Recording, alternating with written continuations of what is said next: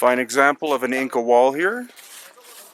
And we're at Pisak, which is in the Sacred Valley, or actually above the Sacred Valley of Peru, outside of Cusco. And Pisak is a very complex site that honestly takes hours if you want to see it properly. Most tourists come here for 20 minutes and then leave, but we're going to explore much of this massive ancient archaeological site today and welcome you to come view it with us. So here you can see some very beautiful terracing, and above that was the administrative and military sector. Pisak was very strategic in that it borders on the edge of the Amazon high rainforest. Just to the east of here, it begins to descend down into the Amazon itself. And so Pisak functioned as I said, as an administration center, a fortress to keep the native people from the jungle of possibly trying to attack Cusco.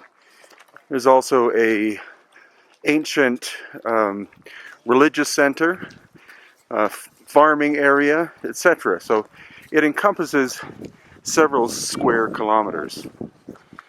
Now, Pisak was, of course, an Inca construction to a great extent, but not 100%, because here, like at many sites in the Cusco area, there are megalithic elements, and those megalithic elements predate the Inca. They are finer construction than the Inca works, and are most likely, literally, thousands of years older than the Inca.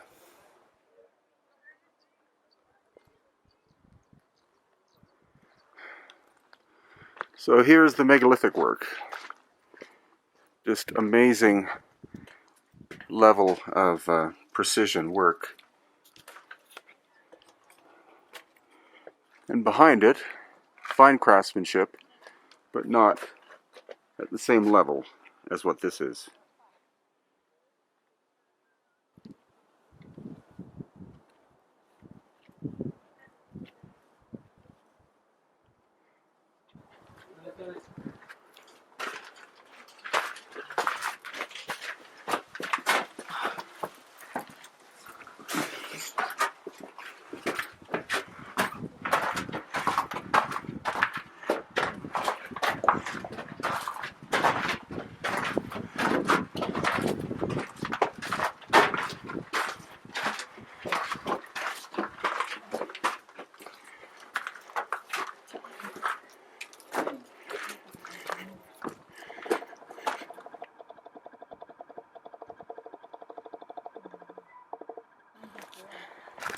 So what you were just seeing is a glimpse of the religious spiritual center, which has a lot of megalithic elements, and that's typical of the ancient Inca sites, because when the Inca entered this area about 1,000 years ago, they actually discovered the megalithic ruins and built their complexes around them out of honoring these mysterious ancestors. Now, what I've probably said too many times, but it's worth saying again, is that the Inca were likely not capable of most of this precise megalithic work because they only had Bronze Age technology.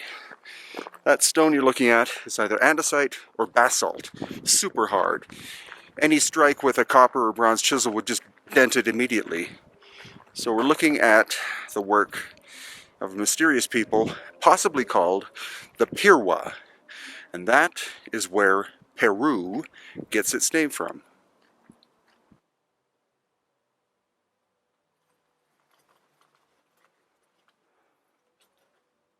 So this is obviously a megalithic element, and it's the bedrock itself that's been shaped.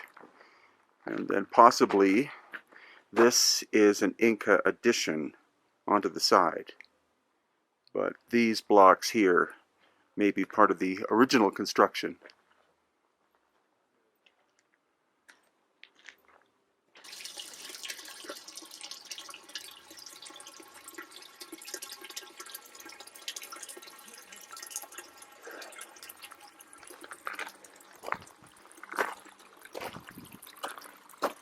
The Inca were also very fond of their water systems, and it wasn't just for ceremonial reasons that something that you just saw back there was made. They were amongst the most intelligent hydrologists in the world. They knew how valuable water was.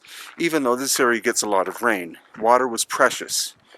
For example, a ritual bathing place for the High Inca would be, of course, where they would purify and cleanse themselves, but they would also chant or make prayers, and that in some ways, on an esoteric level, would charge the water and transform it into basically holy water.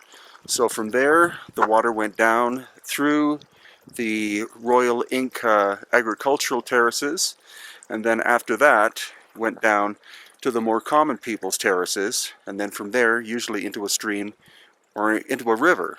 And if it went into what is called the Vilcanota River, which is in the Sacred Valley, that water literally winds up in the Atlantic Ocean, because the Vilcanota empties into the Ucayali, which empties into the Amazon, which empties into the Atlantic.